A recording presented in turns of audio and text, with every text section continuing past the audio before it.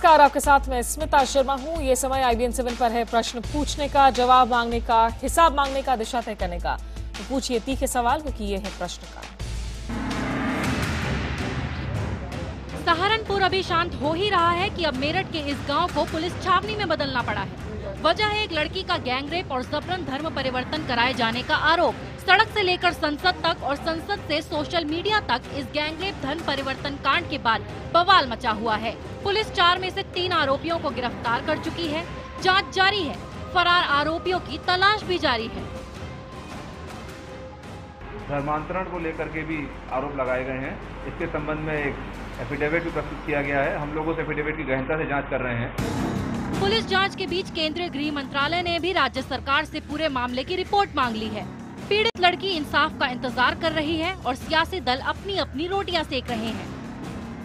सख्त कार्रवाई की जाए, कोई भी हो, मैं भी बात करूंगा। उत्तर प्रदेश की वर्तमान सपा सरकार को इस मामले को गंभीरता से लेना चाहिए। अगर प्रशासन नियमानुसार निष्पक्षता के साथ काम करे और अपराधी अपराधी है, उसकी जाति, धर्म और पंथ कोई भी हो, इस सिद्धांत का पालन करे, तो ये सब घटनाएं रोकी जा सकती हैं। जांच होना बहुत जरूरी है और 2-4 दिन के अंदर ही इसका निस्तारण भी होना चाहिए, क्योंकि आरोपों का जो स्वरूप है वो बहुत गंभीर है।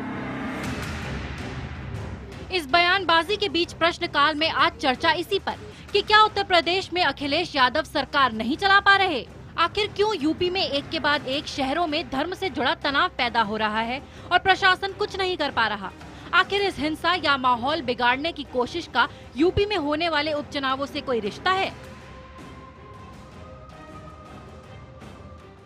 तो चिंगारी को अगर शुरू में ही बुझा दिया जाए तो उसे भीषण आग में तब्दील होने से रोका जा सकता है, लेकिन ये छोटी और सीधी सी बात उत्तर प्रदेश की अखिलेश सरकार को समझ में नहीं आती। यही वजह है कि उत्तर प्रदेश में आए दिन हो रही वारदातों के जरिए नफरत की चिंगारी भड़काई जा रही है, जो बाद में हिंसक घटनाओं का रूप ले लेती है। पिछले साल के आंकड़ों पर नजर डालें तो सांप्रदायिक दंगों के मामले में उत्तर प्रदेश 247 हिंसक घटनाओं के साथ टॉप पर है। इस साल भी हालात लगातार बिगड़ रहे हैं। फिलहाल ताजा मामला मेरठ का है, जहां एक युवती के साथ गैंगरेप और उसका जबरन धर्म परिवर्तन का आरोप लगा है। इस मामले के सामने आने के बाद मेरठ में तनाव का माहौल है। साफ है, धर्म के नाम पर रोटी सेकने वालों को सियासत करने का एक और मौका मिल गया है। तो आज प्रश्नकाल में यही है चर्चा का विषय, मेरठ का गैंगरेप धर्म परिवर्तन कांड। और इसी से निकलता है आज का सवाल, क्या उपचुनावों को देखते हुए उत्तर प्रदेश की फिजा बिगाड़ी जा रही है? तो अगर आपको लगता है कि इसमें एक डिलिबरेट साजिश है, टाइप कीजिए PKP स्पेस Y। अगर आप इससे इत्तेफाक नहीं रखते तो टाइप कीजिए PKP स्पेस N और भेज दीजिए इसे 51818 पर। मेरे और आपके सवालों का जवाब देने के लिए प्रश्नकाल में मौजूद हैं विशेष मेहमान। दिल्ली से हमारे साथ जुड़े हैं बीजेपी नेता सुधांशु मित्तल और कांग्रेस की रीता बहुगुणा जोशी। इसके अलावा BSP और सपा के नेताओं से भी हम संपर्क साधने की आगे कोशिश करेंगे। कार्यक्रम में उनके शामिल होने की बात है, लेकिन फिलहाल अपने पैनलिस्ट का रुख करने के पहले हम दर्शकों के कुछ सवालों को शामिल करेंगे। लखनऊ से मुकुल ने अपना सवाल पूछा है, सुनते हैं मुकुल का सवाल। छोटी मोटी घटनाएं जिन्हें पुलिस प्रशासन की सक्रियता से रोका जा सकता है, उन्हें सांप्रदायिक रंग देने से क्यों नहीं रोका जा रहा है? उधर मेरठ से सरकारी कर्मचारी विजेंद्र कुमार ने सवाल पूछा है। यूपी गवर्नमेंट की बदहाली का राज एक सियासी दांवपेच है या कोई और कारण है इसका? ट्विटर पर अमित सिंह ने लिखा है कि मेरठ की घटना दुर्भाग्यपूर्ण है, लेकिन जब तक इसके पूरे तथ्य सामने नहीं आ जाते हैं उस वक्त तक नेताओं को बयानबाजी करने से बचना चाहिए। और उत्तराखंड से सामाजिक कार्यकर्ता पारस मौर्य ने फोन कर अपनी बात कही है, सुनते हैं क्या कहना है पारस का। मेरा मानना है कि ये सब कुछ जो हो रहा है, ये सब चुनाव उपचुनाव जो हो रहा है ना, उनके कारण ही हो रहा है। क्योंकि इनमें पॉलिटिकल पार्टियां जो हैं वो अपना फायदा पाना चाहती हैं, सीटें जीतना चाहती हैं, ताकि जब जरा सीट वो अपनी राजनीति चमका सके, सीटें जीत सकें। सुधांशु मित्तल जी, आप कैसे देखेंगे? क्या आप मानेंगे कि ये सीधे तौर पर जो है एक राजनीतिक इसमें साजिश भी नजर आती है? अगर हम आंकड़ों की बात करें उत्तर प्रदेश में, जो कुल मिलाकर 2013 में दंगे हुए हैं, 823 कम्युनल इंसिडेंट्स, देश भर में 30% दंगों के मामले उत्तर प्रदेश में अकेले सामने आए। अगर 133 लोग मारे गए देश भर में, तो इनमें से 58% लोग उत्तर प्रदेश के दंगों में मारे गए। उत्तर प्रदेश की जो फिजा बार बार बिगाड़ी जा रही है, बिगड़ रही है, इसके पीछे क्या सियासी साजिश नजर आती है?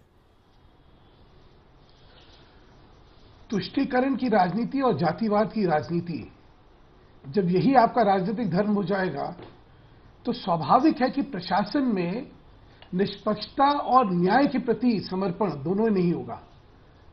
क्योंकि वहां पे आपकी जात और आपका धर्म देख के अगर चीजों के प्रति नजरिया रखा जाएगा तो यही होता है।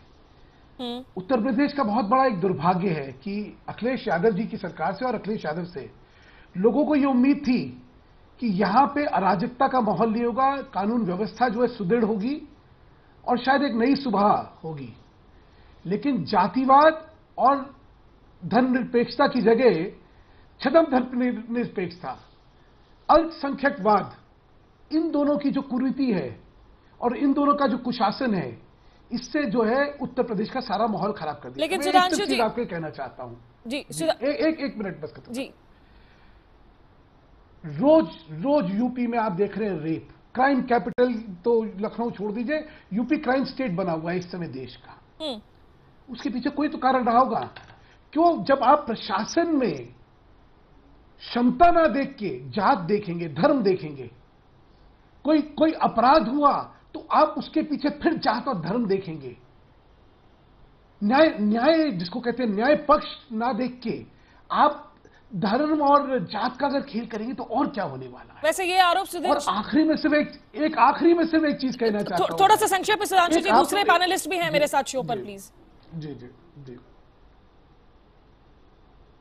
नहीं सुधांशु जी, ये जो आरोप आप बात कर रहे हैं तुष्टीकरण की राजनीति की, धर्म की राजनीति की, ये आरोप तो आपकी पार्टी पर भी लग सकते हैं। अगर हम इन्हें उपचुनावों से भी जोड़कर देखें, वेस्टर्न उत्तर प्रदेश में 249 जगह पर जो है जहां 5 सीटों पर पोलिंग होनी है, आने वाले चुनाव में उपचुनाव होने हैं, वहां 259 अभी तक जो है कम्युनल राइट्स के मामले आए हैं। अवध में 53 कम्युनल राइट्स के जो है मामले आए हैं, जहां पे लखनऊ ईस्ट की सीट पर पोलिंग हो रही है। तो ये तो आपकी पार्टी पर भी लग सकता है कि आप लोग भी एक विशेष कार्ड खेलने की कोशिश कर सकते हैं।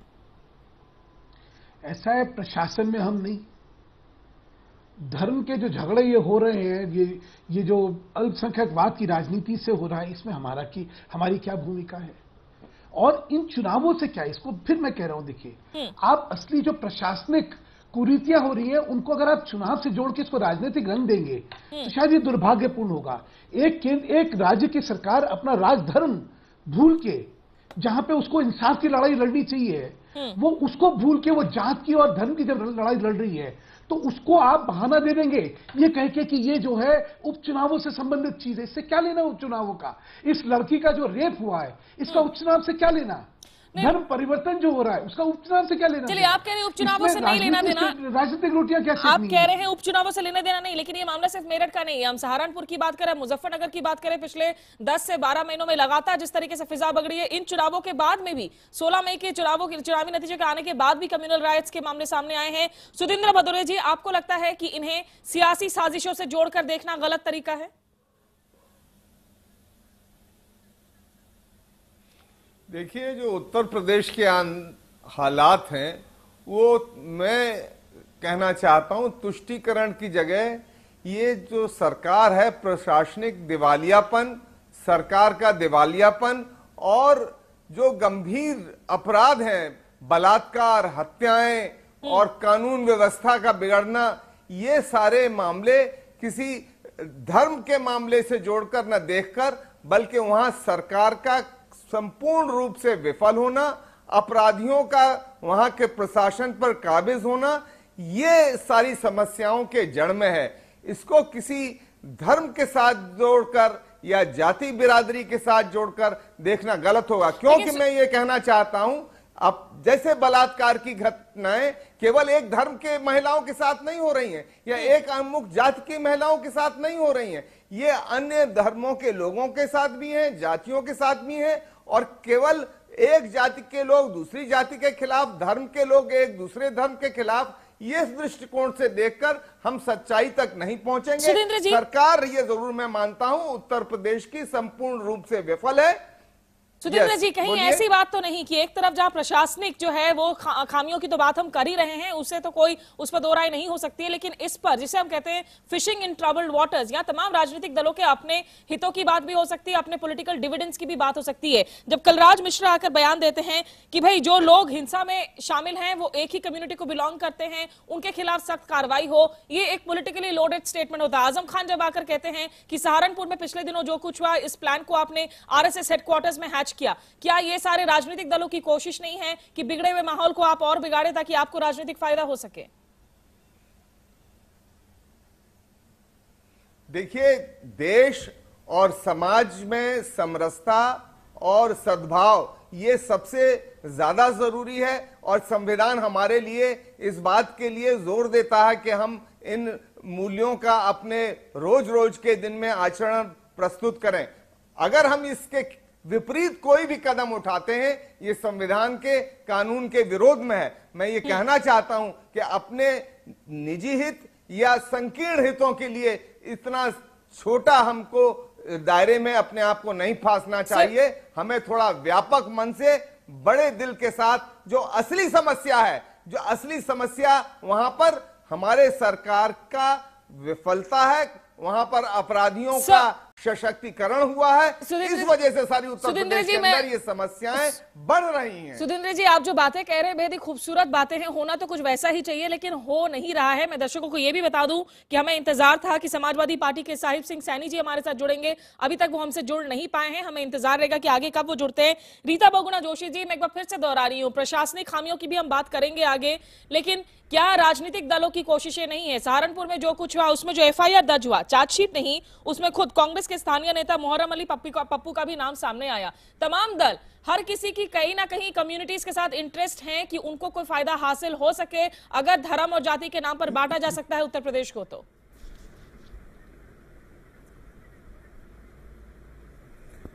देखिए, पहले तो मैं उस मेरठ की युवती की बात करना चाहती हूँ जो बहुत ही बुरे वक्त से गुजरी है, और जो उसने आरोप लगाए हैं, उस 3 आरोप लगाए हैं। पहला आरोप तो उसकी तरफ से जो भर कर अखबारों में आ रहा है वो बलात्कार का है, दूसरा उसके धर्म परिवर्तन का आ रहा है, और तीसरा कहीं ना कहीं मानव तस्करी का भी बात आ रही है।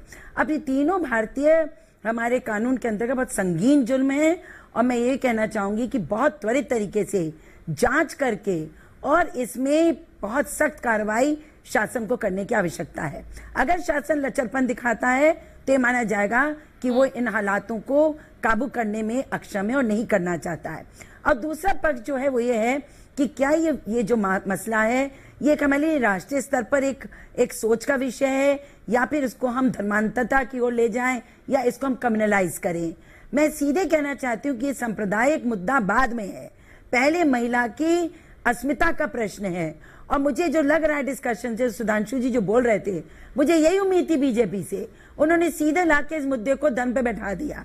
उन्होंने उस महिला की पीड़ा, उसका रेप, उसकी संभवतः होने वाली तस्करी को छोड़कर हिंदू मुस्लिम करने की कोशिश करी। मैं यही अपील करना चाहती हूँ। उन्होंने कहा यूपी रेप कैपिटल है, तो इनसे कहिए कि मध्य प्रदेश में, उत्तर प्रदेश कई ज्यादा रेप होते हैं। हम महिलाओं के विषयों पे आते, अगर धर्मांतरण करने की कोशिश की गई गैर कानूनी है, सख्त कार्रवाई करो। अगर उसका रेप हुआ है, सख्त कार्रवाई होनी चाहिए। अगर मानव तस्करी की बात आती है तो इसकी और गहन जांच होनी चाहिए। क्यों? क्योंकि हम भी जानते हैं कि लाखों लड़कियां नेपाल से हिंदुस्तान और हिंदुस्तान की लड़कियों को गल्फ कंट्रीज में भेजा गया है, और एक प्रदेश से नहीं, अनेकों प्रदेशों से। रीता जी, माफ कीजिएगा, आपको मैं रोक रही हूँ यहाँ बीच में। रीता जी, आप जहां इस मेरठ केस की बात कर रहे हैं, लेकिन हम एक बड़े तस्वीर की भी बात कर रहे हैं। उत्तर प्रदेश में आज की तारीख में जहां हमने पिछले दिनों छोटे छोटे मुद्दे पर भी जो है सांप्रदायिक हिंसा को होते हुए देखा है, वो भले ही किसी म्यूजिक प्लेइंग को लेकर बर्थडे पार्टी में उससे लेकर कम्युनल क्लैशेस हुए हैं, कोई बाइक सवारों को लेकर कम्युनल क्लैशेस हुए हैं, छोटे छोटे मामले जहां एक कम्युनल सांप्रदायिक चिंगारी में भड़क गए हैं, वहां ये मामला भी कल की तारीख में एक सांप्रदायिक दंगे का रूप नहीं ले लेगा, इसकी कोई गारंटी इस वक्त नहीं है। इसलिए मैं सीधा सवाल पूछ रही हूं, क्या राजनीतिक दलों की भी कोशिश नहीं है यहाँ पॉलिटिकल डिविडेंड्स गेन करने की? सारे रिपोर्ट्स कह रही हैं कि इसमें संघ परिवार का बहुत बड़ा हाथ चल रहा है। आप उठाकर आज देखिए अखबारों की रिपोर्ट्स, और वो एक दंगे वहीं हो रहे हैं या परिस्थितियां उत्पन्न हो रही हैं। अभी दंगे सब नहीं है। अगर कहीं दो व्यक्तियों में क्लैश है, उसको भी दंगे का रूप दे रहे हैं, उसको भी हिंदू मुसलमान करने की कोशिश कर रहे हैं, सांप्रदायिक करने की कोशिश कर रहे हैं। और ये बहुत ही, आप देखिए यहाँ जो मुरादाबाद में कांड में हुआ, 60 या 65 लोग जेल में। सुधांशु जी से पूछिए कितने लोग लोकल हैं, कितने लोग उस गांव के हैं जो जेल के अंदर बंद है। दूसरे जनपदों से लोगों को आना, जहां पर भी कहीं थोड़ी संवेदनशील स्थिति हुई है उसको भड़काना, और भड़काकर ऐसी परिस्थितियां खड़ी करना कि उसमें कहीं ना कहीं सांप्रदायिक रंग आए। इससे तो बचने की कोशिश करनी चाहिए। उत्तर प्रदेश सरकार इसको रोके। कांड के मामले में बहुत बड़ा, मैं उदाहरण दे रही हूं आपको, इनसे पूछिए जो लोग जेल में बंद हैं, क्या उनमें से कोई भी गांव का लड़का है जिस गांव में ये दंगा हुआ है? चलिए मैम, आपने आरोप लगाए हैं, सुधांशु जी से हम रिएक्शन लेंगे। सुधांशु जी प्लीज रिएक्ट। स्मिता जी, मैं तो हैरान हूं कि रीता जी जैसी बुद्धिमान और सशक्त नेत्री किस बेबुनियादी बात को ऐसे कैसे रख सकती है। मैं तो, मेरी तो कल्पना के भी बात है।